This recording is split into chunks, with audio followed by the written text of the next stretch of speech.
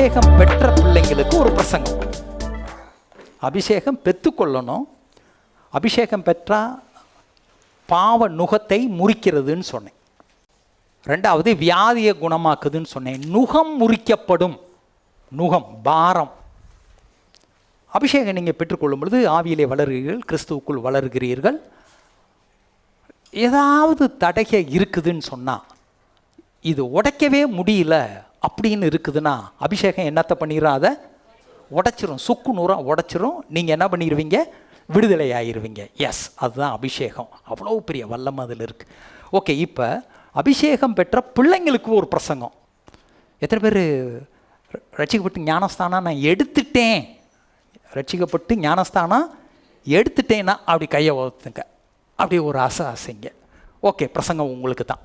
நான் இன்னும் ரட்சிக்கப்படலை, நான் இன்னும் ஞானஸ்தானம் எடுக்கலைன்னா பிரசங்கத்தை நீங்கள் என்ன பண்ணிக்கங்க, கேட்டுக்கங்க.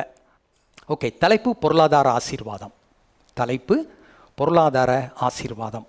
யோவான் 3 யோவான் 2 கொஞ்சம் வேகமாக பிரசங்கம் பண்ணுறேன், கவனிச்சுக்கோங்க.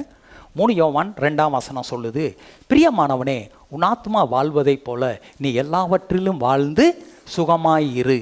இது யோவான் அப்போஸ்தலன். அவருடைய பிரசங்கத்தின் மூலமாக காயுன்னு ஒருத்தர் ரட்சிக்கப்பட்டிருக்கார். ரட்சிக்கப்பட்ட காயுவுக்கு ஒரு கடிதம் எழுதுகிறார். அந்த கடிதம் தான் 3 யோவான். அதில் என்ன எழுதுகிறாருன்னா, பிரியமானவனே. லெட்ரு எழுதுகிறப்ப பிரியமானவனேன்னு சொன்னால் என்ன அர்த்தம்? தெரிஞ்சவங்க, பழகுனவங்க, ரொம்ப வேண்டியவங்க, ரொம்ப நேசிக்கிறவங்க. ரட்சிக்கப்பட்டவனை தான் என்னான்னு சொல்கிறோம்? Sister, brother. ரட்சிக்கப்பட்டவங்க பார்த்து எழுத பிரியமானவனே. புதிய ஏற்பாட்டில் என் சகோதரரே அப்படின்னு எழுதுவாங்க. ரட்சிக்கப்பட்டவங்களுக்கு எழுதுறது என்ன எழுதுறாரு? தான் ஆத்துமா வாழ்கிறது போல நீ எல்லாவற்றிலும். எல்லாவற்றிலும்னா 3, எல்லாரும் சொல்லுங்க, 3 வரல சொல்லுங்கள். ஆவிக்குரிய, பொருளாதார, சரீர. இந்த 3ல் நீ வாழ்ந்து இருக்கணுமா சொல்கிறாரு. இப்போ கர்த்தர் சித்தம். இப்போ என்னது? கர்த்தர் சித்தம் இந்த வசனத்தில் இருக்குதா இல்லையா? என்ன இருக்குது? பொருளாதார தலைப்பு பொருளாதார ஆசீர்வாதம். இப்போ யோவான் இயேசுவோடையே இருந்தவர், இயேசுவோடைய பழகுனவர்.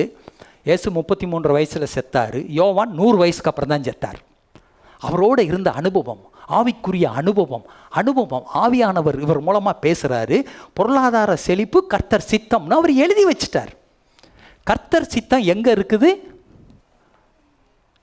சொல்லுங்க? கர்த்தருடைய வார்த்தையில் இருக்கிறது. அப்போ கர்த்தர் சித்தம் பொருளாதார செழிப்பு. சந்தேகப்பட்டு கேட்கக்கூடாது. பொருளாதார செழிப்பு கர்த்தர் சித்தமா இல்லையான்னு நம்ம என்ன செய்யக்கூடாது? கேட்கக்கூடாது. அது கர்த்தருடைய சித்தம். ஒருத்தனுக்கு சந்தேகம் வந்துருச்சு, ஒரு குஷ்டரோகிக்கு சந்தேகம் வந்துருச்சு. நேராக இயேசுக்கிட்ட வந்தான். வசனத்தை எழுதி வச்சுக்கோங்க. மத்தேயு 8:2 வர்றான். அவன் இயேசுவை பார்த்து கேட்குறான். குஷ்டரோகி ஒருவன் அவரை பணிந்து, ஆண்டவரே, உமக்கு சித்தமானால் என்னை சுத்தமாக்க உம்மால் ஆகும் என்றான். அவங்களுக்கு தெரியலை, சுகமாக்குறது கர்த்தர் சித்தமா, கர்த்தர் சித்தம் இல்லையா அப்படின்னு அவனுக்கு சந்தேகம் வந்துடுச்சு. சந்தேகம் வருமா வராதா? வரும். சந்தேகம் வந்துருச்சு. சந்தேகம் வந்தோடனே இயேசுவை பார்த்து கேட்குறான், ஐயா, என்னை சுகமாக்குறதுக்கு உங்களுக்கு விருப்பமா? என்னை சுகமாக்க உங்களுக்கு பிடிக்குமா? அதாவது பொண்ணு மாப்பிள்ளையை பார்த்தேன், என்னை பிடிக்குதா? என்னை சுகமாக்குறது உங்களுக்கு பிடிக்குதா? உடனே அவர் சொல்லிட்டார், எனக்கு ரொம்ப பிடிக்கும், எனக்கு ரொம்ப பிடிக்கும். குஷ்டரோகியை தொட்டா தீட்டு, தொட்டா தீட்டு. ஏசுநாதர் என்ன பண்ணுறாரு? தொட்டாரு. தீட்டெல்லாம் எனக்கு ஒன்றும் இல்லடா, அது பீட்டுடா. I am not worried. ஏன் வல்லம்மா தீட்டெல்லாம் என்ன பண்ணிடுறான்? நம்ம பண்ணால் எல்லா அக்கிரமத்தையும் மன்னிச்சாரா இல்லையா? நான்லாம் ரொம்ப தீட்டுப்பட்டவன், என்னை தொட்டாரு, நான் சுத்தமாயிட்டேன். இப்போ நாங்கள் பிரசங்கம் பண்ணுறோம், நிறைய தீட்டானவங்களாம் என்ன பண்ணுறாங்க? சுத்தம் ஆகிக்கிட்டே இருக்கிறாங்க. வசனம் உங்களை விடுவிக்கிறது. அப்போ இயேசு தம் கையை நீட்டி அவனை தொட்டு, எனக்கு சித்தம் உண்டு, சுத்தமாகு என்றார். சொல்லுங்க, உடனே குஷ்டம் நீங்கி அவன் சுத்தமானான். இப்போ சுகம் கர்த்தர் சித்தமா? ஆமாம். கர்த்தர் சித்தம் எங்கே இருக்குது? அதான் இயேசுகிட்ட இருக்குது. இயேசு பேசின வார்த்தை கர்த்தர் சித்தம். சித்தம் வார்த்தையிலே இருக்கிறது, சித்தம் இயேசுவினிடத்திலே இருக்கிறது. அடுத்து பாருங்க, செல்வம். செல்வம்னா என்னது? ஐஸ்வர்யம், செழிப்பு, பணம், பொருள், இதுக்கு பேர் என்னது? செல்வம். அதான் பொருளாதாரம். பொருளாதாரத்தின் நன்மை. நன்மைன்னா என்னது? பிரயோஜனம், லாபம். நான் விவசாய குடும்பத்தில் பிறந்தவன். எங்கள் கடலை, நெல், அது மாதிரி தானியங்கள், அது மாதிரி கம்பு, பருத்தி, நிலக்கடலை, இது எல்லாத்தையும் கொண்டு போய் இந்த மண்டின்னு சொல்லிங்க என்ன சொல்கிறீங்கள காந்தி, அது மாதிரி திண்டுக்கல்ல மண்டியில் நாங்கள் விற்றுட்டு வருவோம். 50 மூட்டை, 40 மூட்டை, 100 மூட்டைன்னு விற்றுட்டு வருவோம். அந்த கடையில் நான் போய் பார்த்ததை சொல்கிறேன். மாணவராக இருக்கப்போ போகிறப்ப கடை இங்கேயும் நான் பார்த்துருக்குறேன். எல்லா கிறிஸ்தவர் அல்லாத கடையிலையும் போய் பார்த்தீங்கன்னா லாபம் அப்படின்னு எழுதியிருப்பேன். நான் பார்த்துருக்கிறேன்னா கையை தூக்குங்க, ஆட்டுங்க. அவனுக்கு கூட அறிவு இருக்குது. நான் தொழில் செஞ்சால் என்ன கிடைக்கும்? அந்த அறிவு நமக்கு இருக்கணும். இதெல்லாம் ஒரு பிரின்சிபிள், ஒரு விதி. இதெல்லாம் என்னது? ஒரு விதி. பாசிட்டிவ் கன்ஃபெஷன், நேர்மறை அறிக்கை. நேர்மறை அறிக்கைன்னா என்ன? நீ எவ்வளோ மோசமாக இருந்தாலும் நான் ஃபஸ்ட் மார்க் எடுப்பேன், நான் படிப்பேன், நான் நிறையா மார்க் எடுப்பேன், நான் பாஸ் பண்ணுவேன், 10th முடிச்சு நான் 11th போவேன், நல்ல சப்ஜெக்ட் கிடைக்கும், நல்ல காலேஜ் கிடைக்கும், நல்லா நான் படிப்பேன், 12th முடிப்பேன், எய்ம்ஸில் நான் படிப்பேன், ஐஐடியில் படிப்பேன், நான் ஐஐஎம்மில் படிப்பேன், ஐஐஎஸ்சியில் நான் படிப்பேன், நான் பிட்ஸ் பிளானியில் படிப்பேன் சொல்லணும். முதல்ல உருப்பிட மாட்டேன்னு அவன் சொன்னால் அவன் சொல்லிட்டு கிடக்கிறேன். நான் உருப்பிடுவேன், நான் சுகமாவேன். டாக்டர் சொல்லுவேன் நீ செத்து போயிடுவேன்னு அவன் சொன்னால் சொல்லிட்டு கிடக்கிறேன். நான் வாழ்ந்துருப்பேன், நான் சுகமாக இருப்பேன், நான் ஆரோக்கியமாக இருப்பேன், நான் 4 தலைமுறையை பார்ப்பேன். நான் ஃபேஸ்புக்கில் ஒன்று பார்த்தேன், 5 தலைமுறை. அது எனக்கு ரொம்ப பிடிச்சிருந்துச்சி. 5 தலைமுறை பாட்டிகளை ஃபோட்டோ எடுத்து ஒருத்தன் போட்டிருக்கான். அதான் ஏன் 5 தலைமுறை? இங்கே சர்ச்சில் நான் பார்த்துருக்கேன் 4 தலைமுறையை பார்த்தவங்க இருக்கிறாங்க. நான் 3 தான் பார்த்தேன். நான் என்னைக்கு 5 பார்க்குறது? பார்த்தீங்களா தவறான அறிக்கை? புரியுதா உங்களுக்கு? 5 தலைமுறை. சூப்பர், அறிக்கை பண்ணு. நான் போயிடுவேன் போல இருக்கு. எங்கள் அம்மா என்னைய வா வான்னு கூப்பிடுது. இங்கே பேசின பேச்சு அதான் அப்படிலாம் சொல்ல தேவையில்லை. நன்மை. வேதம் என்னத்தை சொல்லுது? செல்வத்தின் நன்மை, ஆசீர்வாதத்தை வேதம் சொல்லுகிறது. இப்போ வேதம் என்ன சொல்லுது? நீதிமொழிகள் 13:8, மனுஷனுடைய ஐஸ்வர்யம் அவன் பிராணனை மீட்கும். மனுஷன்ட்ட ஐஸ்வர்யம், பணம் இருக்குன்னு வைங்க, அக்கௌண்ட்டில் இருக்கலாம், கார்டில் இருக்கலாம், பையில் இருக்கலாம், அவனை மீட்கும். கொரோனா வந்துருச்சு. கொரோனா வந்து லட்சக்கணக்கில் செலவு, என் கூட வாக்கிங்கில் வர்றவங்கள பேசுவான், லட்சக்கணக்கில் செஞ்சு செலவழித்து உசுரை என்ன பண்ணிட்டாங்க? ரூபா இல்லாட்டி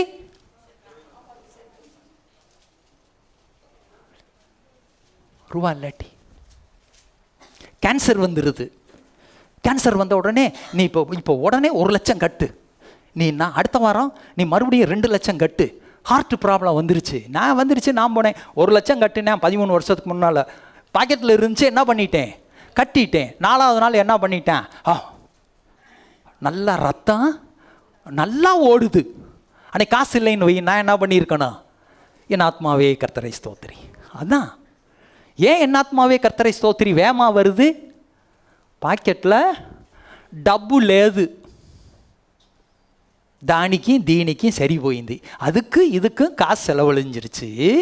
ஆஸ்பத்திரிக்கு கொடுக்க காசு இல்லை. ஐஸ்வர்யம் அவன் பிராணனை மீட்கும். ஆக்சிடென்ட் ஆயிடுச்சு, தலையில் அடிபட்டுருச்சு, போன உடனே ஸ்கேன் எடுக்கிறதுக்கு என்ன செய்யணும்? முதல்ல காசை கட்டு. உன்கிட்ட பாக்கெட்டில் காசு இருந்தால் என்ன பண்ணிடலாம்? உசுரை. அப்போ காசு இல்லாட்டி உசுரை என்ன செய்ய முடியாது? பைபிள் சொல்கிறது கரெக்டு. மனுஷனுடைய ஐஸ்வர்யம் அவன் பிராணனை மீட்கும். இன்னொரு வசனம் சொல்லுது, நீதிமொழிகள் 10:15. ஐஸ்வர்யமானுடைய பொருள் அவனுக்கு அரணான பட்டணம். அரணான பட்டணம்னா என்ன? நல்ல கெட்டி மெத்த வீடு கட்டா எப்படி இருக்கும்? பாதுகாப்பு. ஐஸ்வர்யத்தை குறித்து வேதம் சொல்லுதா? ஐஸ்வர்யம் கர்த்தர் சித்தமா? இப்போ தரித்திரியத்தை குறித்து வேதம் எச்சரிக்குது. நீ தரித்திரியனா இருக்காத. பக்கத்தில் சொல்லுங்க, தரித்திரியனா நீங்கள் இருக்காதீங்க. அதுக்கு என்ன சொல்லுது? நீதிமொழிகள் 28:19, தன் நிலத்தை பயிரிடுகிறவன் ஆகாரத்தால் திருப்தி ஆவான், வீணரை பின்பற்றுகிறவனோ வறுமையால் நிறைந்திருப்பான். பாருங்க, நிலத்தை பயிரிடுகிறவன், இப்போ மழை பெய்ய போது, கொஞ்ச நாளைக்கு முன்னால் மழை பெஞ்சிச்சு, வர உழுவோன்னு சொன்னால் விவசாயி, அதனால் சொல்லுவேன் வர ஓட்டுன்பாங்க. ஆனால் லேசாக உழுது விடுவாங்க. மழை பெஞ்சு தண்ணியை உறிஞ்சி ரெடி பண்ணுவாங்க. அப்புறம் எப்போ மழை பெய்ய போதோ வேலையெல்லாம் செய்வாங்க. அப்புறம் நாற்று போடுவாங்க. இப்போ தான் நியூஸ் வருது, வைகை அணையிலேருந்து தண்ணி திறந்து விட்டாங்க, அந்த பவானி அணையிலேருந்து தண்ணி திறந்து விட்றாங்க, பில்லூர் அணையிலேருந்து தண்ணி திறந்து விட்றாங்க. எதுக்கு? போ விவசாயம் செய்யி, நல்லா வித அறுவடை செய்வோம், களஞ்சியத்தை நிரப்புவோம், சந்தோஷமாக சாப்பிடுவோம். சில பேர் வீணரை பின்பற்றுகிறேன். சில வீட்டில் இருப்பாங்க, தீவெட்டி தடியங்க, ஒரு வேலைக்கும் போக மாட்டான். பாவம் அந்த அம்மா மாடாக உழைக்கும். இவர் என்ன பண்ணுவார்? ஒரு வேலைக்கும் போக மாட்டார், வெட்டி ஆஃபீஸர் இவர். அப்படி இருக்கணுமா? இருக்காத. அடுத்து நீதிமொழிகள் 20:13, தூக்கத்தை விரும்பாதே, விரும்பினால் தரித்திரனாவாய். தூங்கு. எப்போ பார்த்தாலும் சார் என்ன பண்ணிட்டு இருக்காரு? தூங்குறாரு. எப்பயும் தூங்குவார். என்ன வேலை பார்க்குறாரு? ஒரு வேலையும் பார்க்க மாட்டார். நாய்க்கு நிற்க நேரம் இல்லை, வேலையும் இல்லை, வேலையே இல்லை. ஆனால் நாய் என்ன பண்ணும்? ஓடிக்கிட்டே இருக்குன்னா இங்கேருந்து அங்கே போகும், அப்புறம் அங்கேருந்து அங்கே போகும், அப்புறம் அங்கேருந்து இங்கே ஓடும், அப்புறம் அங்கேருந்து இங்கே ஓடும், அப்புறம் இங்கேருந்து இங்கே ஓடும். நாய் தூங்கவே தூங்காது. அது மாதிரி ஒரு வேலைக்கும் போக மாட்டாங்க. இவங்க என்ன பண்ணுவாங்க? தூங்கிக்கிட்டே இருப்பேன், எப்போ பார்த்தாலும் தூங்குவேன். சில பேர் வேலைக்கு போகிறேன்னு காலையில் சோறு எடுத்துக்குவாங்க. பொண்டாட்டியை சொல்லிடுவாங்க வேலைக்கு போயிட்டு வரேன், எங்கேயாச்சும் போய் என்ன பண்ணிடுவேன்? தூங்கிடுவேன். நல்லா தூங்கி முடிச்சுட்டு சாயங்காலம் வேலை முடிஞ்சு வர்ற மாதிரி ஐயா என்ன பண்ணுவார்? நடிகர் திலகம், தூக்கத்தை விரும்பினால் தரித்திரன், கண் விழித்திரு, அப்பொழுது ஆகாரத்தினால் திருப்தி ஆவாய். கண் விழித்திருன்னா என்னது? கண்ணை விழித்து வேலை செய்ய. எத்தனை பேர் காலையில் எங்கள் சர்ச்சுக்கு வந்து நான் தினமணி பேப்பர் வாங்குகிறேன், ஒருத்தன் பேப்பர் போடுறேன், போட்டு முடிச்சுட்டு படிக்கிறேன், பள்ளி கொடுத்து படித்து முடிச்சுன்னா சாயங்காலம் இன்னொரு வேலைக்கு போகிறேன். அந்த வேலையை படிக்கிறப்பே எவ்வளோ சம்பாதிக்கிறாங்க? 2-3 வேலை பார்த்தாக்கா நல்ல வருமானம். ஓவர் டைம்னு ஒன்று இருக்குது. செய்ய, பொழைக்க கால் இல்லாதவன் பொழைக்கிறேன், கை இல்லாதவன் பொழைக்கிறேன். பாரு, ஊனமுற்றவர்களுக்குன்னு எவ்வளவு அரசாங்கம் சலுகை கொடுக்குது தெரியுமா? வேலை வாய்ப்பு கொடுக்குது தெரியுமா? திருநங்கைகளுக்கு எவ்வளோ வேலை வாய்ப்பு கொடுக்குது தெரியுமா? விதவைகளுக்கு வேலை வாய்ப்பு கொடுக்குது. நீ கை இல்லைனாலும் பொழைக்கலாம், கால் இல்லைனாலும் பொழைக்கலாம், கண் இல்லைனாலும் பொழைக்கலாம். மனசு இருக்கா? மனசு இருந்தால் பொழைச்சிடலாம், நல்லா பொழைக்கலாம். எவ்வளோ பேர் பேட்டி கொடுக்குறாங்க. வாழ முடியும். சொல்லுங்க, வாழ முடியும், செழிப்பாக இருக்க முடியும், ஆசீர்வாதமாக இருக்க முடியும். உனக்கு விருப்பமா? தூங்காத. ஓகே, அடுத்து இப்போ என்ன சொல்கிறோம்? தரித்திரத்தை குறித்து வேதம் எச்சரிக்குது. செல்வத்தை குறித்து வேதம் என்ன சொல்லுது? செழிப்பாக இருன்னு வேதம் சொல்லுது. அடுத்து இன்னொன்று, கர்த்தருக்கு பயப்படுதலே. கர்த்தருக்கு பயந்தா ஞானம் மட்டும் இல்லை. பக்கத்தில் சொல்லுங்க, கர்த்தருக்கு பயந்தா ஞானம் மட்டும் இல்லை. அப்படின்னா என்ன அர்த்தம்? நீதிமொழிகள் 1:7 தான் கர்த்தருக்கு பயப்படுதலே ஞானத்தின் ஆரம்பம். நீதிமொழிகள் 22:4, நீதிமொழிகள் 22:4, தாழ்மைக்கும் கர்த்தருக்கு பயப்படுதலுக்கும் வருபலன் ஐஸ்வர்யம், மகிமை, ஜீவன் 3 கிடைக்குது. அப்போ கர்த்தருக்கு பயந்தா என்ன கிடைக்கும்? ஞானம் கிடைக்கும். அப்புறம் கர்த்தருக்கு பயந்தா என்ன கிடைக்குது? ஐஸ்வர்யம் கிடைக்கும். கர்த்தர் சொல்கிறாரே, நமக்கு தான் ஒன்று, அவருக்கு நிறையா. நீ கர்த்தருக்கு பயப்படுறியா? நிச்சயமா நீ யாரா மாறுவ?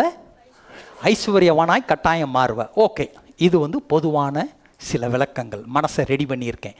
இப்போ பொருளாதார ஆசீர்வாதத்துக்கு விதி பாருங்கள். ரோட்டில் அங்கே நான் போனால் ஒரு போலீஸ்காரரு விசில் அடித்து வா வா வான்னு வழியை பூரா மறிச்சிடுறாரு.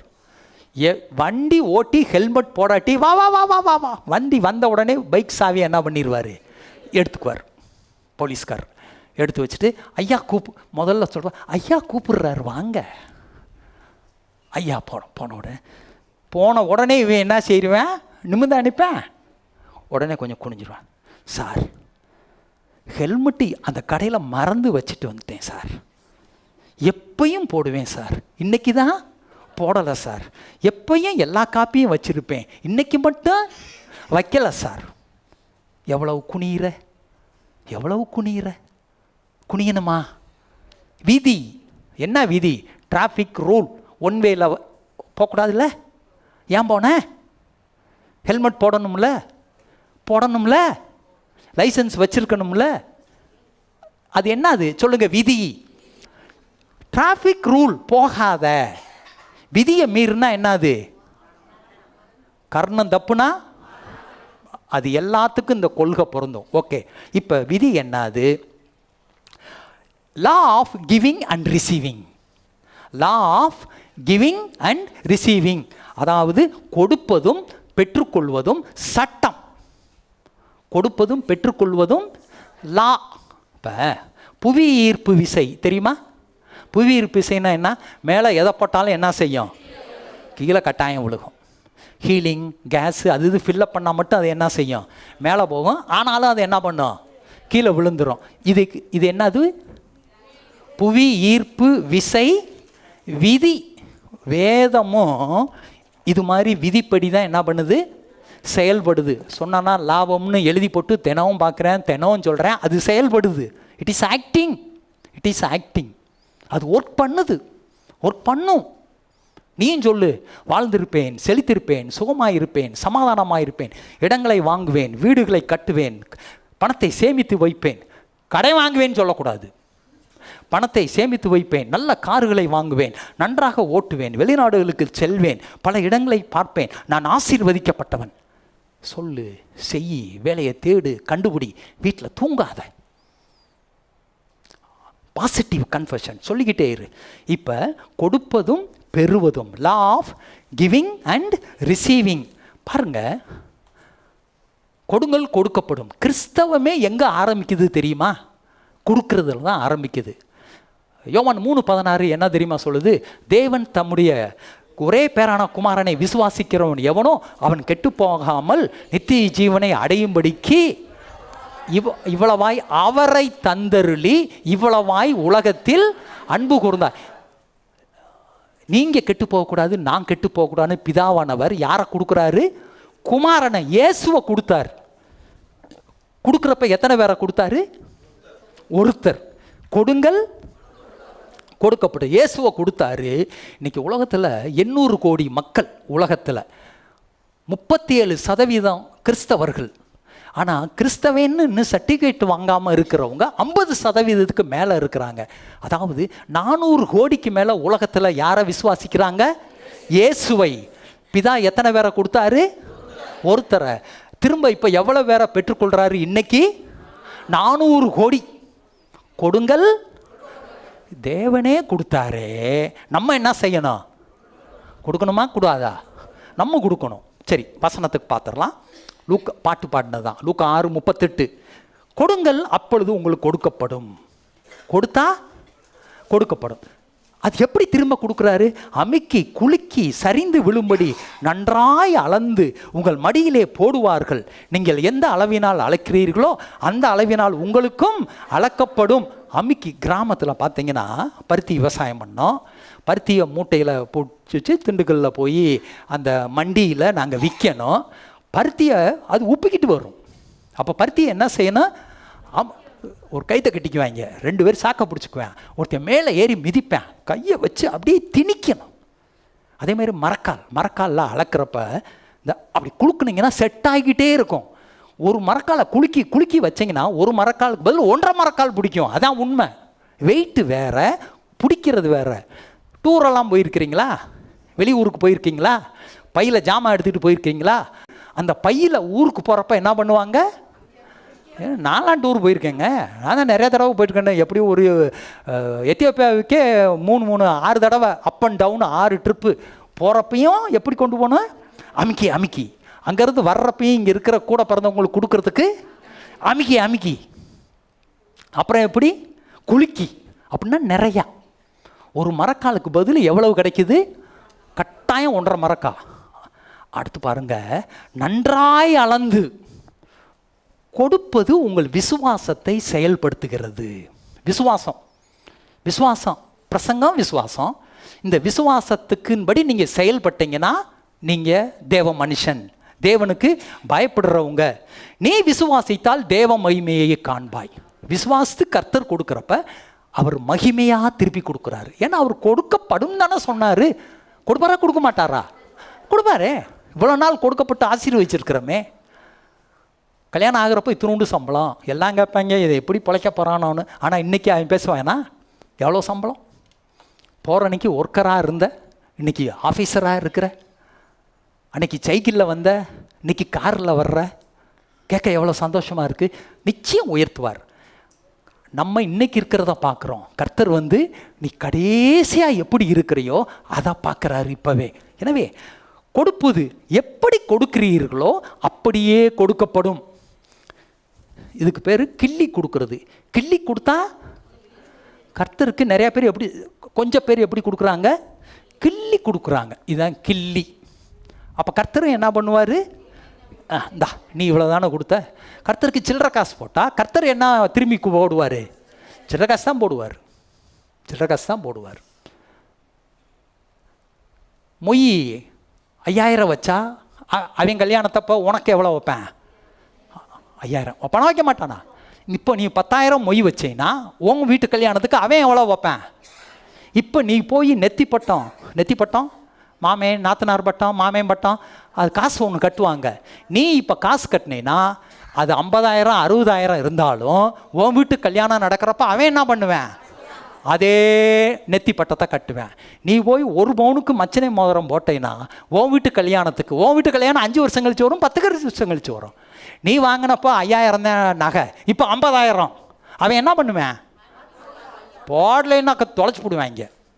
கொடுங்கள் கொடுக்கப்படும். எந்த அளவினால் அளக்கிறீர்களோ அந்த அளவினால் உங்களுக்கும். இது கிவிங் அண்ட் ரிசீவிங். சொல்லுங்க, கிவிங் ரிசீவிங். கொடுங்கள் கொடுக்கப்படும். ஓகே, 2வது சட்டம் விதைப்பும் அறுப்பும். சொல்லுங்க, விதைப்பும் அறுப்பும். நிறைய பேர் விவசாயி, நானே விவசாயி. விதைப்பும் அறுக்கும். விதைச்சா கட்டாயம் என்ன பண்ணலாம், மழை பெய்யுதோ இல்லையோ எல்லாரும் பேப்பர் பார்ப்பாங்க, மேட்டூர் டேமுக்கு தண்ணி வருதா. கர்நாடகாவில் இங்கே மழையை குறித்தே கவலை இல்லை, கர்நாடகாவில் மழை பெய்யுதா. நேற்று சக்க போடுதுன்னு போட்டிருந்தாங்க கர்நாடகாவில். அப்போ தண்ணி என்ன செய்யும், அப்பா காவிரியில் தண்ணி வந்தால் எல்லா டெல்டா என்ன செஞ்சிடலாம், நல்லா விவசாயம் பார்க்கலாம். அதானே? அப்போ விதைச்சா அறுக்கலாம். இது இயற்கை விதி, இது ஆவிக்குரிய விதி. சொல்லுங்க, இயற்கை விதி, ஆவிக்குரிய விதி. தேவனை என்ன தெரியுமா சொல்றாரு, விதைப்பும் அறுப்பும் பூமி உள்ளளவும் மாறாது. பூமி உள்ளளவும். என்னைக்கு பூமியை படைச்சாரு, வசனம் என்ன சொல்லுது, தேவன் ஆதியிலே வானத்தையும். இன்னைக்கு என்ன பண்ணுது, கால் எங்க பட்டுக்கிட்டு இருக்கு. இயேசு வரல, என்னைக்கு வரப்பாரோ அன்னைக்கு என்ன இருக்கும், பூமி இருக்கும். எத்தனை 1000 கோடி வருஷமானாலும் என்ன இருக்கும், கட்டாயம். அப்போ விதைப்பும் அறுப்பும் என்ன செய்யாது, மாறாது. விதைச்சா அறுக்கலாம், விதைக்காட்டி. நிறைய பேர் விதைங்கிறது தசம்பாகம், விதைக்காமையே கர்த்தர் கொடுக்கணும்னு எதிர்பார்க்குறாங்க. விதைக்காமல் அறுக்க முடியுமா? எல்லாம் தெரியும், ஆனால் எனக்கு மனசு இல்லை. என்ன மனசு இல்லை, முதல்ல உங்கள் கர்த்தரை நம்பலை. எதுக்கு நம்பலை, அவர் திரும்ப கொடுப்பாருன்னு விசுவாசம் இல்லை அந்த கர்த்தர் மேலே. அவர் கொடுப்பேன்னா மனமாற மனிதன் அல்ல, சொல்லியும் செய்யாதிருப்பாரோ, வசனத்தையும் நிறைவேற்றாதிருப்பாரோ. மனமாற தேவன் மனுபுத்திரன் அல்ல. சொல்ல ஆகும், வானம் ஒளிந்து போகும், பூமி ஒளிந்து போகும், என் வார்த்தையை பிரமாணத்தில் வார்த்தைனா துணை எழுத்து, கா தூ அப்படின்னு இருக்குல்ல. ஒரு எழுத்தின் உறுப்பாகிலும் அழிப்பதற்கல்ல நிறைவேற்றுவதற்கு வந்தேன்னு இயேசு சொல்றாரு. அதான் உண்மை.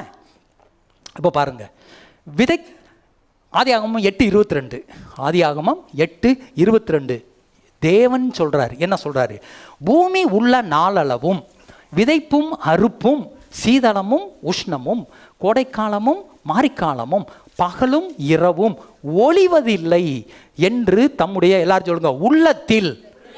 தேவன் உள்ளத்தில் சொல்றாரு. என்ன சொல்றாரு, விதைப்பு அறுப்பு பூமி இருக்கிற வரைக்கும் ஒளியாது, அழியாது, மாறாது.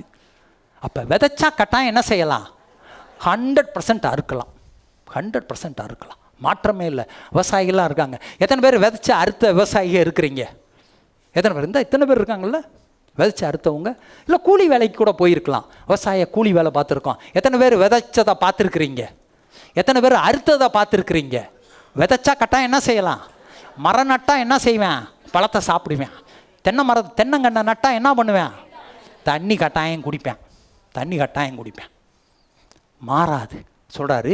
சீதளமும் உஷ்ணமும், சீதளம்னா என்னது? காஷ்மீர் நான் போயிட்டு வந்தேன். திருமண பக்கம்லாம் வெள்ளேருன்னு இருக்கு. பனி புயல், எனக்கு ரொம்ப சந்தோஷம். பனி புயல் அடிக்கட்டுண்டா, விட்றா, அடிச்சிச்சு பாரு, வெள்ளேருன்னு இருந்துச்சு. காஷ்மீர் போனவங்களாம் இருக்கிறீங்க. ஏன் ஹிமாச்சல் போனவங்க வந்து அந்த பிள்ளைங்களாம் இருக்கிறாங்க, மணாலி போனவங்களாம் இருக்கிறாங்க, நிறைய பேர். இந்த பிரதர்லாம் மிலிட்ரிக்காரரு, அவர் அங்கேயே தான் படுத்து கிடந்தார், அங்கேயே தான் பனியிலே தான். அப்போ பனியும் இருக்கும், உஷ்ணமும் இருக்கும். மாறிடுச்சா? மாறலை. அடுத்து சீதளமும் கோடை காலமும் மாரிக்காலமும். மழை இப்போ நமக்கு இல்லை, சீக்கிரம் மழை பெய்யும். பகலும் இரவு பகல். ராத்திரி தூங்குனீங்களா? ஹலோ, தூங்குனீங்களா இல்லையா? இங்கே வந்து தூங்காதீங்க. இது பகல். ராத்திரி என்ன பண்ணு? கட்டாயம் தூங்கு. பகலில் என்ன பண்ணு? ஏதாச்சும் வேலை செய். மாறாது. சொல்லுங்க, ஒளியாது. ஓகே, எதை விதைக்கிறோமோ அதான் இருப்போம். நெல்லை விதைச்சா, கோதுமையை விதைச்சா, தென்னையை விதைச்சா, எள்ளு விதைச்சா, விதைக்காட்டி அதே தான் பிரின்சிபல். கர்த்தர் பணம் கொடுத்தா கர்த்தர் எதை திருப்பி கொடுப்பாரு? மனுஷன் எதை விதைக்கிறானோ அதையே அறுப்பான். விதைக்கிறப்ப கொஞ்சமாக விதைக்கிறோம், அறுக்கிறப்ப 1 ஏக்கர். உதாரணத்துக்கு 1 ஏக்கர் நிலத்துக்கு 1 மூட்டை விதைக்கிறீங்கன்னு வைங்க. 1 மூட்டை விதை நெல் 40 மூட்டை. இங்கே நல்ல விளைச்சல்னா திருச்சியில் சொல்கிறாங்க 40 மூட்டை. எத்தனை மூட்டை விதைச்சிங்க? 1. எத்தனை மூட்டை அறுத்தீங்க? 40. அப்போ கர்த்தர் நிறையா கொடுத்தாரா, குறைச்சி கொடுத்தாரா? நடக்குதா இல்லையா பிரதர்? வருதா? குறைச்சிச்சுன்னா 35, 30, 25.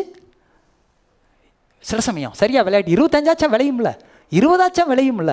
விதைச்சது 1 மூட்டை, அறுத்தது 20, 30 இல்லாட்டி 40 மூட்டை. அதுதாங்க கட்டாயம் அறுப்பீங்க, இதில் மாற்றம் இல்லை. சிறுக விதைக்கிறவன் சிறுக அறுப்பான். 2 ஏக்கர் வச்சவன் 2 மூட்டை விதைப்பேன், 80 மூட்டை அறுப்பேன். பெருக விதைக்கிறவன் பெருக விதைக்க ஒரு காலம் உண்டு, விதைக்காமல் அறுக்க முடியாது. கர்த்தர் கொடுக்காட்டி கர்த்தர் கொடுக்க மாட்டார். ஒவ்வொன்றிற்கும் ஒரு காலம் உண்டு. ஓகே, சில பேர் விதையவே சாப்பிட்ருவாங்க, விதை நெல்ல. இப்போ நல்லாயிருக்கும், வயிறு நிறையும். அடுத்து விதைக்க முடியுமா? தசமபாகத்தை சாப்பிட்டு விட்டா அப்புறம் என்ன கிடைக்கும் சொல்லுங்கள்? ஒன்றும் கிடைக்காது. ஓகே, இப்போ தசமபாகம். லேவியராகமம் 27, 29 இது என்ன சொல்லுது?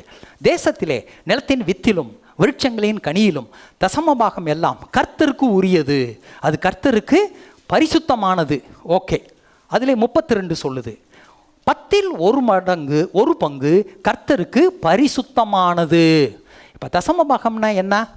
கர்த்தரே சொல்லிட்டார். நிலத்தின் வித்து, கோதுமை, பயறு, எள்ளு, நெல், கம்பு, தானிய வகைகள், பயறு வகைகள், எது விதைச்சாலும் சரி.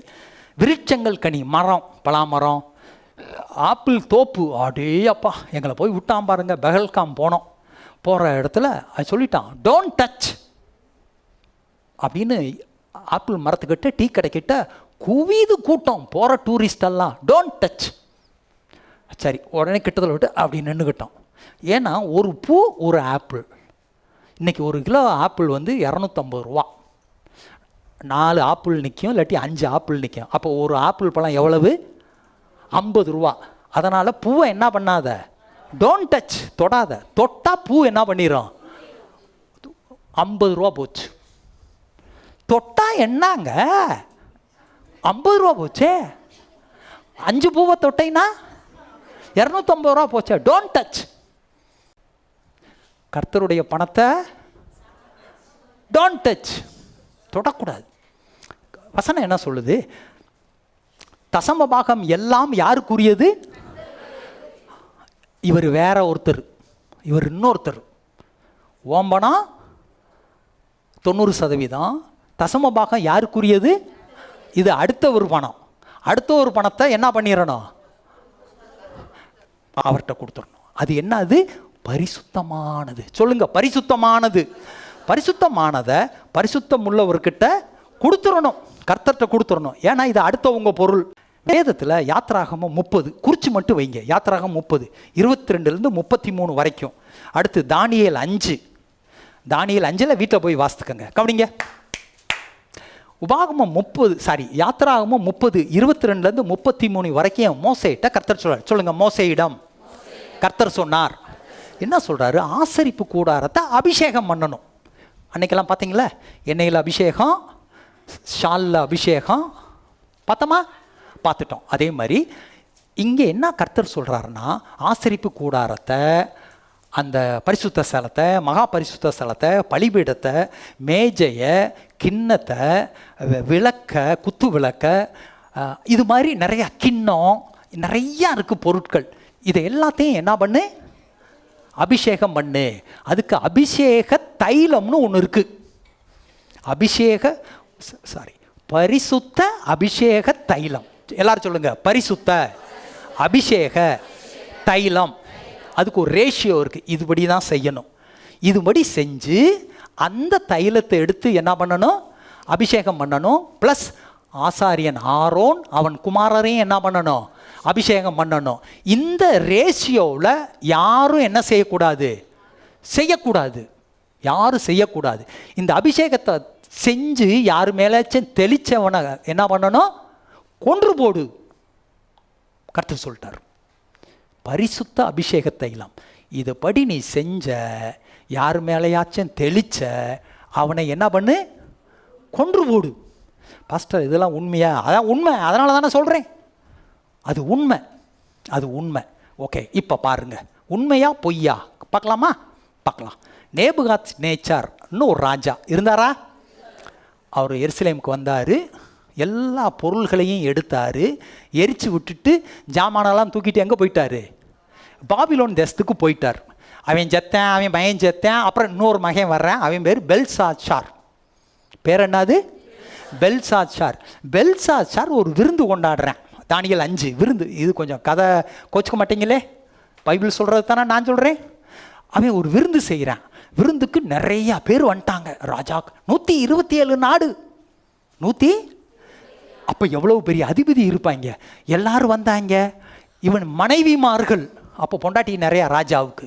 அது மட்டும் இல்லை, வப்பாட்டிகள் எல்லாரும் கூப்பிட்டுறேன். பைபிளில் போட்டதை தான் சொல்கிறேன், நீங்கள் தப்பாக நினச்சிக்குவீங்க. எடுத்து வாசிக்கிறேன். தானியேல் 5 பக்கம் 1036 கவனிங்க. 2ஆம் வசனம். பெல்சாத்சார் திராட்சை ரசத்தை ருசித்து கொண்டிருக்கையில் அவன் தன் தகப்பனாகிய நேபுகாத் நேச்சார் எருசலேம் தேவாலயத்திலிருந்து கொண்டு வந்த பொன் வெள்ளி பாத்திரங்களில் ராஜாவாகிய தானும் தன் பிரபுக்களும் தன் மனைவிகளும் தன் வைப்பாட்டிகளும் குடிக்கிறதற்காக அவைகளை கொண்டு வரும்படி கட்டளையிட்டான். இப்போ பாருங்க பேரன் ஞாபகம் திடீர்னு வருது. எருசலேம் தேவாலயத்திலிருந்து பரிசுத்த பாத்திரங்கள், எல்லாரும் சொல்லுங்க, பரிசுத்த பாத்திரம். சாலமோன் பொற்பாத்திரம் செஞ்சு வச்சான். எல்லாத்தையும் திருடிட்டு போயிட்டாங்க, அதாவது கொண்டுட்டு போயிட்டாங்க. இவன் குடிச்சிட்டு புல் போதையில் அந்த பாத்திரத்தையெல்லாம் கொண்டுட்டு வா. பரிசுத்த பாத்திரம் வந்துருச்சு. பரிசுத்த பாத்திரம் வந்து இவன் பிரபுக்கள் மனைவிகள் வப்பாட்டி எல்லாம் குடிக்கிறாள்க. குடிச்சுக்கிட்டு இருக்கிறப்ப ஒரு கை விரல் வருது. சொல்லுங்க, கை விரல். எல்லாம் அப்படி காட்டுங்க. இப்படி தானே எழுதுவீங்க, கொண்டு விடுவேன் இல்லை. இதில் கையில் வந்து ஒரு விரல் எழுது. மேனே மேனே தெக்கேல் உப்பார்சின். ஆடி போயிட்டான், காலெல்லாம் இப்படி ஆடுது, ஆடி போயிட்டான். தானியேல் என்ன சொல்கிறாரு? கர்த்தர் உன்னை திராசிலே வைத்து நிறுத்தார், உன்னிடத்திலே குறை காணப்பட்டது. அன்னைக்கு ராத்திரியே அவனை கொன்னாங்க, அவன் செத்தேன், ராஜ்யம் போச்சு. ஏன் போச்சு? சொல்லுங்க, பரிசுத்த பாத்திரத்திலே தப்பாக குடித்ததால். ஓகே, 100 மடங்கு. அடுத்து 100 மடங்கும் அதற்கு மேலும் பலன். ஓகே, விதை ஓமை எல்லாருக்கும் தெரியும். ஒருத்தன் விதைக்க போகிறேன், விதைச்சேன், விதை நல்ல நிலத்தில் விழுந்துச்சு. எப்படி பலன் கொடுத்துச்சு சொல்லு? சிலது 30, 60, 100 பலன் கொடுக்குதா இல்லையா? பைபிள் சொல்லுது இல்லை? நம்ம ஊர்லேயே ஒரு ஏக்கரில் 40 மூட்டை விளையுது இல்லை? அப்போ விதைக்கிறது கொஞ்சம், அறுக்கிறது நிறையா. அப்போ நிறையா பலன் தந்துச்சு. அடுத்து யோவான் 6ஆம் அதிகாரம், மத்தேயு 13:8 விதை. யோவான் 6:8-13 ஒரு சின்ன பையன் இருக்கான். இன்றைக்கி சின்ன பிள்ளைகளாம் சண்டே கிளாஸ். சின்ன பையன் என்ன கொடுத்தேன்? அஞ்சப்பம் 2 மீன். அவங்க லஞ்சு, உங்கள் லஞ்ச் பாக்ஸ் மத்தியான சாப்பாடு கொண்டு போவியா? நீ கொண்டு போவியா? அதை என்னன்னு சொல்லுவீங்க? Lunch box, lunch bag. Okay, lunch bag 5 அப்பம் 2 மீன். யார்கிட்ட கொடுத்தேன்? இயேசுகிட்ட கொடுத்தேன். எத்தனை பேர் சாப்பிட்டாங்க?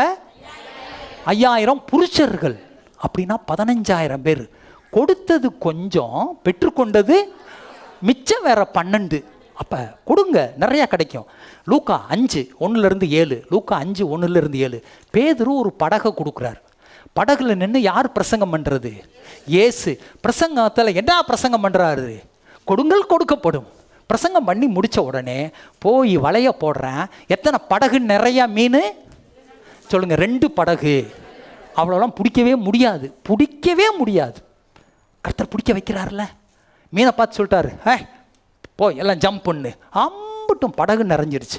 ஓகே, ஈசாக்கு பஞ்ச காலத்தில் விதைத்தான் 100 மடங்கு. பாருங்க, அப்போ எவ்வளவு இருக்கிறான்னு பாருங்க. இது அடுத்து கடைசியா தேவ வார்த்தையை விசுவாசிக்க வேண்டும். சொல்லுங்க, தேவ வார்த்தையை விசுவாசிக்க வேண்டும், வார்த்தைக்கு கீழ்ப்படிய வேண்டும். இதுக்கு ஒரு 2-3 உதாரணம் சொல்கிறேன், எனக்கு டைம் இல்லை, கொஞ்சம் ஃபாலோ பண்ணுங்க. ஓகே, மரியாள். எத்தனை பேருக்கு இயேசுவை பெற்று எடுத்த தாய் மரியாளை தெரியும்? அப்படி கையாசிச்சு காட்டுங்க. ஒரு தேவதூதன் வர்றேன். தேவதூதன் வந்தானா கபிரியேலு வந்து பார்த்தா என்ன சொல்கிறான்? கிருபை பெற்றவளே வாழ்க, ஸ்திரீகளுக்குள்ளே நீ ஆசீர்வதிக்கப்பட்டவள், கர்த்தர் உன்னோடு இருக்கிறார் சொன்னாரா? இந்த அம்மா பயந்துச்சா? பயந்த உடனே நிறையா சொல்கிறாரு. என்ன சொல்கிற? ஒரு மாதிரி சொல்கிறியே. நீ கர்ப்பவதியாகி ஒரு குமாரனை பெறுவாய். அவருக்கு கல்யாணமே ஆகலை, நான் சும்மா இருக்கிறேன், இப்போ தான் கொஞ்ச நாளைக்கு முன்னாடி தான் வயசுக்கு வந்தேன், எனக்கு வயசு கம்மியாக இருக்குது, இன்னும் பிள்ளை பிறக்குங்கிறியே, எப்படி ஆகும்? உடனே சொல்கிறாரு, பரிசுத்தாவியானவர் உன்மேல் நெல்லிடுவார், உன்னதத்தின் பலன் உன்மீது இருக்கும், அப்பொழுது பரிசுத்த குமாரன் உனக்கு பிறப்பார். நிழலிட்ட உடனே ஒரு வித்து உருவாகும். சரிங்களா? தேவ பலனால் உனக்கு உருவாகும். சொன்ன உடனே கவனிங்க, தேவதூதன் சொன்னானா? தேவதூதன் சொன்னானா இல்லையா? சொன்ன உடனே இந்த அம்மா என்ன சொல்லுது? லூக்கா 1:38. அதற்கு மரியாள், இதோ நான் ஆண்டவருக்கு அடிமை, உம்முடைய வார்த்தையின்படி, அடிச்சா பாருங்க, உம்முடைய வார்த்தையின்படி எனக்கு ஆக கடவுது. கர்த்தர் சொல்லிட்டாரு. கர்த்தர் சொன்னாலும் சொன்னதுதான். தேவதூதனே யார் சார்பாக வர்றான்? தீர்க்கதரிசி யார் சார்பாக வர்றா? அப்போஸ்தலர்கள் யார் சார்பாக வர்றா? பாஸ்டர்கள் யார் சார்பாக வர்றா? பாஸ்டர்கள் எதைத்தான் போதிக்கிறாங்க? வார்த்தையை தான் போதிக்கிறாங்க. உம்முடைய வார்த்தையின்படி எனக்கு ஆக கடவுது. இது சொல்லி முடித்த உடனே சிசு உருவாயிருச்சு, வித்து உருவாயிருச்சு. இந்த அம்மா நேராக எங்கே போகிறாங்க? எலிசபெத்து வீட்டுக்கு போகிறாங்க. எலிசபெத்து வீட்டில் போய் நுழையிறாங்க. நல்லா கவனிங்க, மலை நாடு நடந்து போய் எருசலேமுக்கு போய் வீட்டில் நுழைஞ்ச உடனே அந்த அம்மா வாழ்த்துது. வாழ்த்துன உடனே எப்படி தெரியுமா? அந்த அம்மா இந்த அம்மாவை பார்த்து சொல்லுது, விசுவாசித்தவளே பாக்கியவதி. அது எப்படி தெரியும்? அது எப்படி தெரியும்? கர்த்தருடைய வார்த்தை விசுவாசத்தால் அம்மா உம்முடைய வார்த்தையின்படி எனக்கு அப்படின்னு விசுவாசித்தாங்க. இந்த அம்மாவுக்கு எப்படி தெரியும் விசுவாசித்தவளே பாக்கியவதின்னு? கர்த்தர் வெளிப்படுத்துகிறார். அடுத்து, கர்த்தராலே அவளுக்கு சொல்லப்பட்டவைகள் நிறைவேறும் என்றால். கர்த்தர் என்ன சொன்னார்? உன்னதமா பிரஸ்தாவியானவர் உண்மையில் நிழலிடுவார், உன்னதமானவருடைய பலன் உனக்கு தரிப்பிக்கப்படும், பரிசுத்த குழந்தை பிறக்கும், சொன்னபடி நடக்கும். கர்த்தராலே அவளுக்கு சொல்லப்பட்டவைகள் நிறைவேறும். விசுவாசித்தாளா? விசுவாசித்தாளா? குழந்தை உருவாச்சா? இயேசு பிறந்தாரா? வார்த்தையை கேட்டீங்களா? இப்போ தசமபாகம் கேட்டீங்களா? விசுவாசிக்கிறீங்களா? கீழ்ப்பிடுவீங்களா? ஆகும். அடுத்து எலியாவை குறித்து. எலியா கர்த்தரை விசுவாசிக்கிறேன். என்ன விசுவாசிக்கிறேன்? ஆகாபை பார்க்குறேன். ஆகாப் ராஜா, கர்த்தருடைய ஜீவனை கொண்டு சொல்லுகிறேன், என் வார்த்தையே அன்றி இந்த நாட்களிலே மழை 3 வருஷம் மழை பெய்யாது. சொல்லி முடித்த உடனே கர்த்தர் சொல்கிறாரு, எப்பா எலியா இங்கே வா, நேராக கேரி தாற்றண்டைக்கு போ, அங்கே இருக்கிற தண்ணியை குடி, காகங்கள் உனக்கு என்ன கொடுக்கும்? அப்பமும் இறைச்சியும் கொடுக்கும். போனானா போலையா? வார்த்தை விசுவாசத்தானா? ஏங்க அவன் விசுவாசித்து போனேன், இன்னும் கொடுக்கல. விசுவாசித்து போனானா? விசுவாசி என்ன செய்யணும்? விசுவாசிக்கணும், விசுவாசத்தின்படி நடக்கணும். போனேன், ஆற்று தண்ணி இருக்குது, குடித்தேன். காக்கா தினம் என்ன கொண்டு வந்து கொடுக்குது? சரி, நான் ஒருத்தர் சொன்ன பிரசங்கத்திலேருந்து எடுத்து நான் சொல்கிறேன். அவர் சொன்னார், தினம் அப்பமும் இறைச்சியும் எங்கே கிடைக்கும்? யார் வீட்டில் இருந்திருக்கும் பஞ்ச காலத்தில்? பணக்காரன் வீட்டில் இருக்கும், ராஜா வீட்டில். கரெக்டாக இருக்குமா? ராஜா வீட்டில். ராஜா வீட்டில் என்ன பண்ணுவேன்? அவன் பாட்டுக்கு ஒரு 10 ஆடை பொறிச்சு அப்படி போடுவேன். அப்போ சுட்டு சுட்டு இப்படி போடுவேன். இங்கிட்டு போயிட்டு இப்படி வர்றதுக்குள்ளே காக்கா என்ன பண்ணுது? தூக்கிட்டு. திருடலை, அந்த காக்காட்ட சொல்லியிருக்காரு, ஓய் காக்கா கண்ணடிச்சு விட்டார், கொண்டுட்டு போய் கொடு. காக்கா தூக்கிட்டு போய் கொடுத்துச்சா? காக்கா கொடுத்துச்சா? சாப்பிட்டானா? அடுத்து சாரிபாத் விதவை. கர்த்தர் சொல்கிறாரு, 1 ராஜாக்கள் 17 8-15. 1 ராஜாக்கள் 17 8-15. 9வது வசனம் கர்த்தர் சொல்கிறாரு, சாரிபாத்துக்கு போ, அங்கே ஒரு விதவைக்கு கட்டளையிட்டேன், நீ அங்கே சாப்பிடுவ. போனாரா? கர்த்தர் போ சொன்னாரா? போனாரா? சாப்பிட்டாரா? என்ன சொல்கிறாரு? ஒரு அம்மாவை பார்க்குறாரு, அவள் வேற நாட்டுக்காரி, யூதன் கிடையாது, வேற நாட்டுக்காரி, ஒரு விதவை. சாரிபாத்துங்கிறது தீரு சீதோனுக்கு அடுத்த ஊர். கேட்குறாரு, ஏம்மா கொஞ்சம் தண்ணி கொடுமா. அந்த அம்மா போகிறப்ப சொல்லுது, போகிறப்ப அப்படியே ஒரு அப்பம் கொண்டாமா. இவன் வேற ஊர்க்காரன், தீர்க்கதரிசின்னு தெரியுது. ஓகே, சாரிபாத்துக்கு போ, ஒரு அம்மா கொடுக்கும். போகிறப்ப சொல்கிறாரு, 2 விறகு பொறுக்கிறேன், அம்மா மகன், கொஞ்சோண்டு மாவு, எண்ணெய் தொட்டுக்க தொடச்சிக்கன்னு இருக்கு, சாப்பிட்டுட்டு சொல்கிறான், முதல்ல எனக்கு கொடு. உங்களுக்கு பார்வைக்கு கஷ்டமான மோசமான பாஸ்டராக தெரியும், அது அப்படி இல்லை. பிரசங்கம் கஷ்டமாக இருக்கும், ஆனால் கர்த்தர் ஆசீர்வதிக்க விரும்புகிறார். எப்படி? முதல்ல எனக்கு கொடு. கர்த்தர் சொல்கிறாரு, மழை பெய்ய வரைக்கும் மாவு குறையாது, என்ன சாப்பிட்டாங்களா? திருப்தியாக இருந்துச்சா? மிச்சம் இருந்துச்சா? ஓகே, லாஸ்ட்டாக சொல்லி முடிச்சிடுறேன். ஆதியாகமம் 4:3. ஆதியாகமம் 4:3 எடுத்து வச்சுக்கோங்க. சில நாள் சென்ற பின் காயின் நிலத்தின் கனிகளை கர்த்தருக்கு காணிக்கையாக கொண்டு வந்தான். ஆபேலும் தன் மந்தையின் தலையீற்றுகளிலும் அவைகளில் கொழுமையானவைகளிலும் சிலவற்றை கொண்டு வந்தான். ஆபேலையும் அவன் காணிக்கையையும் கர்த்தர், காயினையும் அவன் காணிக்கையையும் கர்த்தர். ஓகே, இதுக்கு என்ன அர்த்தம்? காயின் விவசாயி, அவன் தக்காளி கொண்டு வர்றேன், பச்சை மிளகா கொண்டு வர்றேன், வாழைப்பழம் கொண்டு வர்றேன், பலாப்பழம் கொண்டு வர்றேன், கோதுமை கொண்டு வர்றேன், கனிகளில் சிலவற்றை கொண்டு வந்தான். ஓகே, புரிஞ்சிருச்சா? கனிகளை கொண்டு வந்தானா? சிலவற்றை கொடுத்தானா? சரி, கனி கொடுத்தாச்சு. இப்போ ஆபேல் வர்றேன். அடுத்து அவன் என்ன பண்ணுறான்? ஆபேல் தன் மந்தையின் தலையீற்றுகளிலும். பாருங்க, தலையீற்றுனா பிள்ளை தலையீற்று சொல்லுங்க, ஃபர்ஸ்ட். அந்த பாப்பா கிட்டத்தட்ட ஃபர்ஸ்ட் மார்க். ஸ்கூலில் ஃபர்ஸ்ட் வந்தால் சந்தோஷமா? எய்ம்ஸில் இடம் கிடைத்தா சந்தோஷமா? ஐஐடியில் இடம் கிடைச்சா சந்தோஷமா? ஃபர்ஸ்ட். இந்த நீட்டில் பாஸ் பண்ணால், இல்லாட்டி 12th பாஸ் பண்ணால், மெட்ராஸில் எம்எம்சியில் ஃபஸ்ட்டு மெடிக்கல் சீட்டு ஃபுல்லாகுமா? மெட்ராஸில் எல்லா மெடிக்கல் காலேஜும் ஃபஸ்ட்டு ஃபுல்லாகும். சொல்லுங்கள், ஃபஸ்ட். அடுத்து அவைகளில் கொழுமையானவைகள். என்னது? அப்படி சொல்லுங்க, பெஸ்ட்டு. சொல்லுங்க, ஃபஸ்ட்டு பெஸ்ட்டு. கொழுப்பு கடையில் போய் கறி வாங்குறப்ப என்ன போட சொல்லு? ஏதோ ஒரு தேங்காய் வாங்குறப்ப என்ன தேங்காய்? நல்ல தேங்காய். வாழைப்பழம் வாங்குறப்ப நல்ல வாழைப்பழம்.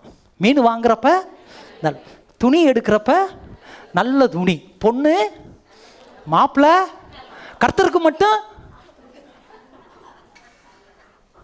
Last worst.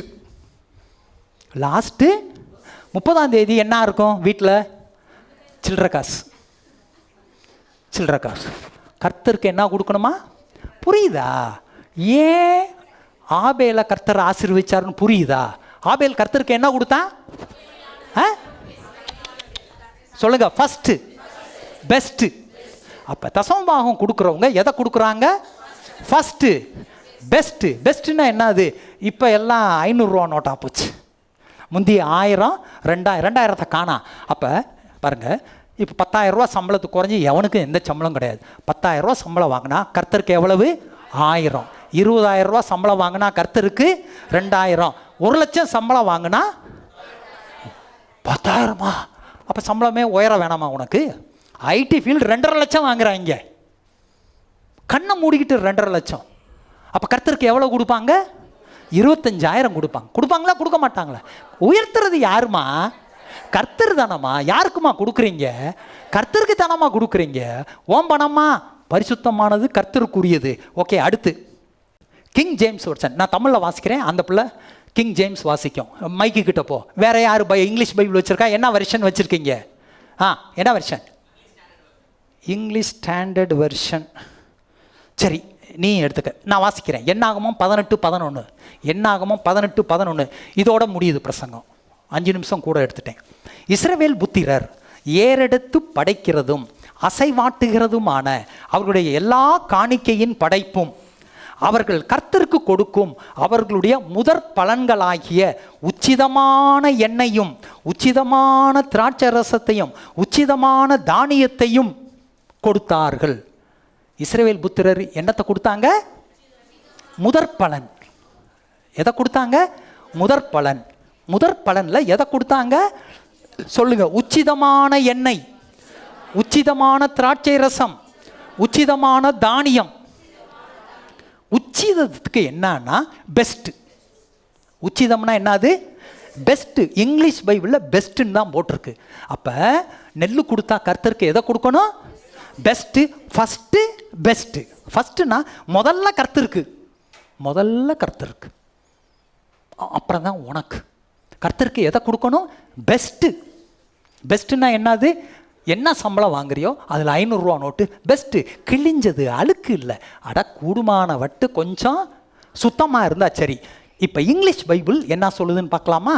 நான் சொன்னது கரெக்டாக இல்லையா? அந்த பொண்ணு வாசிக்க, கிங் ஜேம்ஸ் வெர்ஷன் வாசி. All the best of the oil. கவனிங்க.